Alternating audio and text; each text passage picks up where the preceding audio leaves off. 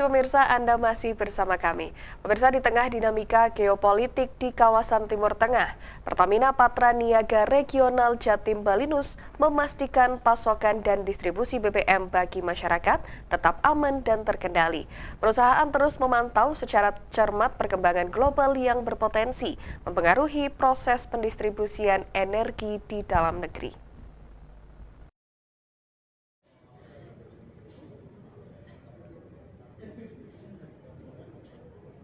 Di tengah dinamika geopolitik di kawasan Timur Tengah, Pertamina Patraniaga Regional Jatim Balinus memastikan pasokan dan distribusi BBM bagi masyarakat tetap aman dan terkendali. Perusahaan terus memantau secara cermat perkembangan global proses pendistribusian energi di dalam negeri. Area Manager Communication Relation (NCSR) Pertamina Patraniaga Regional Jatim Balinus, Ahad Rahidi menyampaikan bahwa kondisi stok BBM di wilayah Jatim Balinus saat ini berada pada level yang aman.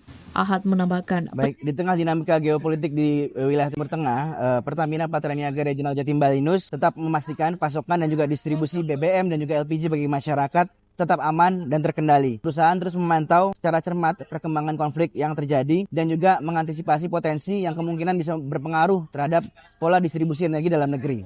Kondisi stok BBM dan LPG di wilayah Jatim Balinus ini di wilayah Jawa Timur, Bali, NTB dan juga NTT dipastikan aman dan bisa memenuhi kebutuhan masyarakat di masa bulan suci Ramadan dan juga nanti jelang Hari Raya Idul Fitri. Namun memang ini juga kita penuhi dengan pasokan rutin yang terjadwal dan juga penambahan build up stock secara bertahap yang sudah kita lakukan semenjak jelang bulan Ramadan yang lalu. Pertamina Patraniaga Regional Jatim Balinus juga akan memulai tim satuan tugas khusus Ramadan Idul Fitri untuk memastikan kesiapan infrastruktur, suplai, serta layanan bagi masyarakat selama periode bulan suci Ramadan dan juga momen-momen Hari Raya Idul Fitri yang akan kita jelang sebentar lagi. Mitigasinya dengan kita mengupayakan dan terus juga berkoordinasi lintas sektor dengan pihak terkait, antara lain adalah aparat penegak hukum, kepolisian dan juga dinas perhubungan untuk memastikan bahwa sektor-sektor atau potensi-potensi kerawanan dalam artian peningkatan trafik mobilisasi kendaraan masyarakat pada saat nanti arus mudik dan juga potensi-potensi kebencanaan di masing-masing wilayah.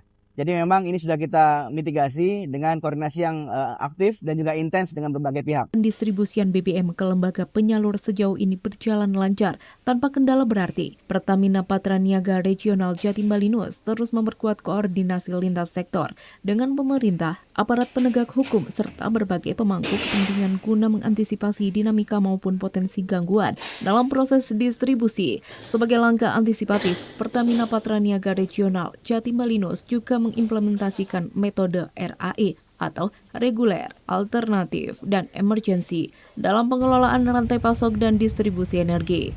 Berbagai langkah mitigasi dilakukan untuk memastikan ketahanan pasokan tetap terjaga dengan tetap memprioritaskan keselamatan pekerja, keamanan aset, serta keberlangsungan operasional melalui pemantauan intensif dan penguatan manajemen risiko. Selain itu, dalam rangka menyambut momen arus mudik, Pertamina Patraniaga Regional Jatim Balinus juga akan memulai kick-off kesiapan Satuan Tugas atau Satgas Ramadan dan Idul Fitri pada 9 Maret 2026. Satgas ini dibentuk untuk memastikan kesiapan infrastruktur, suplai, serta layanan energi bagi masyarakat selama periode Ramadan hingga Idul Fitri. Pertamina juga menghimbau masyarakat untuk tetap tenang dan tidak perlu panik dalam membeli BBM sesuai kebutuhan. Apabila menemukan pelanggaran atau ketidaknyamanan di lembaga penyalur, masyarakat dapat menyampaikan laporan melalui Pertamina kontak center 135. Dari Malang Raya, Akbar TV melaporkan. Pemirsa, selain sebagai penunjang penampilan, perhiasan emas juga berfungsi sebagai instrumen investasi jangka panjang yang cukup populer di Indonesia. Di pertengahan bulan Ramadan, toko emas di Pasar Kepanjen, Kabupaten Malang terlihat sedikit lesu, baik yang membeli maupun yang menjual. Selain sebagai penunjang penampilan, perhiasan emas juga berfungsi sebagai instrumen investasi jangka panjang yang cukup populer di Indonesia. Di pertengahan bulan Ramadan, toko emas di Pasar Kepanjen, Kabupaten Malang terlihat sedikit lesu, baik yang membeli maupun yang menjual. Perhiasan emas merupakan salah satu investasi favorit bagi masyarakat pada umumnya. Jelang Hari Raya Idul Fitri 2026, penjualan logam mulia berupa emas di Pasar Kepanjen mengalami sedikit kelesuan dibanding sebelumnya. Kondisi tersebut dipengaruhi banyak faktor, salah satunya ekonomi yang tidak stabil. Namun pembelian perhiasan emas masih terlihat, bahkan juga masyarakat yang ingin menjual untuk kebutuhan hari raya juga ditemukan. Hal itu disampaikan Yolanda Kristi, pegawai toko emas Nafisa yang berada di dalam pasar Kepanjen, Kabupaten Malang. Hal itu sudah seperti tradisi setiap jelang Lebaran, yang mana masyarakat ingin berbelanja perhiasan emas saat mudik, bahkan juga banyak yang menjual untuk kebutuhan Lebaran. Diketahui untuk perhiasan emas 70% berada di kisaran Rp1.950.000 per gramnya, sedangkan untuk harga emas antam berada di kisaran Rp2.950.000 per gram. Namun masyarakat yang membeli masih memilih membeli emas dengan kadar 70%, yang juga saat harga emas mengalami kenaikan bisa dijual dengan harga tinggi. Sih lebih banyak yang jual untuk mendekati Lebaran ini, tapi juga nggak sedikit yang beli. Kalau itu kurang paham ya, tapi hampir setiap mendekati Lebaran memang banyak yang jual, kan mungkin karena keperluan. Penjualannya mungkin 50-50 sih Pak, jadi antara jual dan belinya 50-50.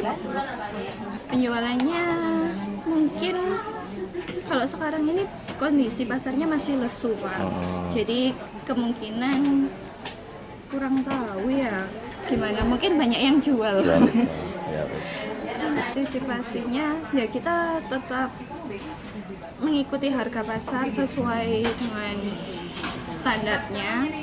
Terus habis itu kalau kita sih dari pihak tokonya menyediakan modal-modal yang dicari, seperti itu aja sih mungkin untuk solusinya, karena ya itu tadi kondisi ekonomi yang nggak stabil itu tadi. Harga emas sendiri banyak dipengaruhi kombinasi faktor global dan domestik, terutama penawaran permintaan dan kebijakan suku bunga serta nilai tukar dolar. Selain itu, inflasi maupun kondisi geopolitik juga mempengaruhi harga logam mulia saat ini. Dari Kabupaten Malang, Mas Munir, ATV melaporkan.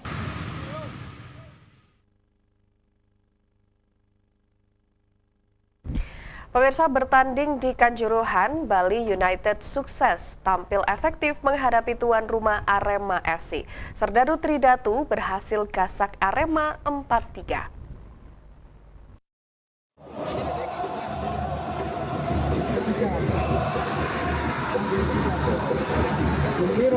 Bertanding di Kanjuruhan, Bali United sukses tampil efektif menghadapi tuan rumah Arema FC. Serdadu Tridatu berhasil gasak Arema 4-3. Menghadapi Arema FC, Bali United tampil kompak sejak menit pertama. Tusukan tajam ke jantung pertahanan Arema rajin dilesakan.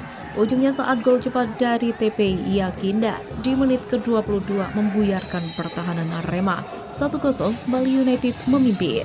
Gol kedua kembali terjadi di babak pertama. Kerjasama apik Serdadu Tridatu dibalas gol oleh Diego Campos 5 menit berselang, membuat Bali United unggul 2-0. Arema sempat membalas dengan sepakan dari Dalberto meski mencetak hat-trick, namun Bali menutup kemenangan dengan 2 gol tambahan Bettino dan Yakinda.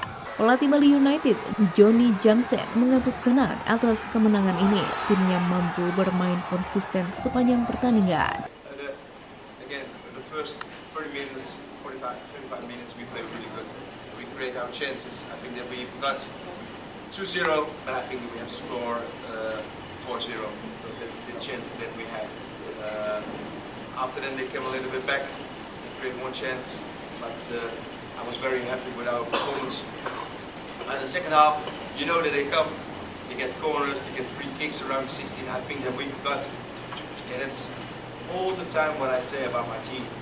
We have to keep the ball in our team. We do that better, and then we create more chances. Then we are comfortable. We come on the half of the opponent, but then we stop a little bit with football. We do too much difficult things, I think, because 2-0, it's not enough, guys. We showed it a lot. It's not enough. One time, Georgia 3-0.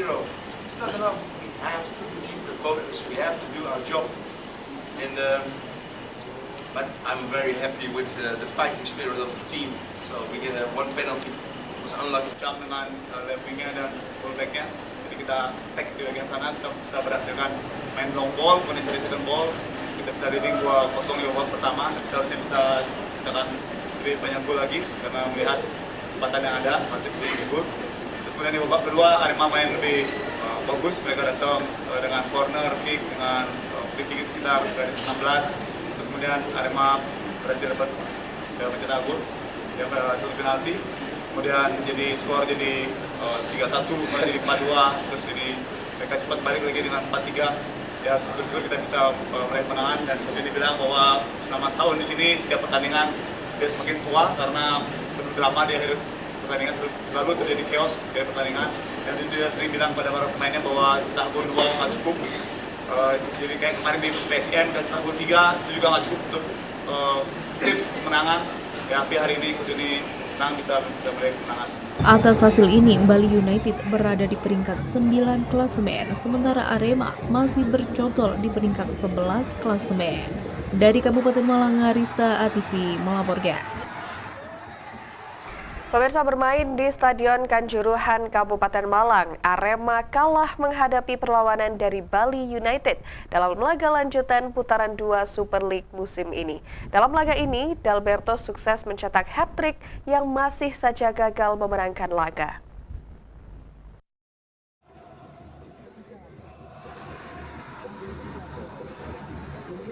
Bermain di Stadion Kanjuruhan Kabupaten Malang, Arema kalah menghadapi perlawanan dari Bali United dalam laga lanjutan putaran 2 Superliga musim ini. Dalam laga ini, Dalberto sukses mencetak hat-trick yang masih saja gagal memenangkan laga.